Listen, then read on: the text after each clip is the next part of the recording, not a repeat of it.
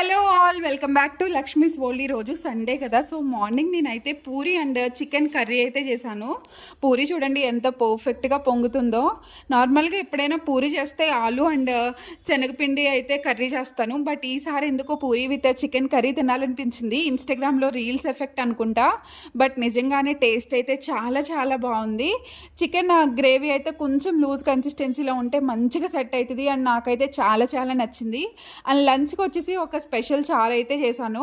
Special అని ఎందుకంటున్నా అంటే ఇది మోస్ట్లీ చాలామందికి తెలియకపోవచ్చు, విలేజెస్లో ఉన్న వాళ్ళకి తెలుస్తుంది, అలాగే కొంచెం పాతకాలం వంటలు తెలిసిన వాళ్ళకైతే తెలుస్తుంది.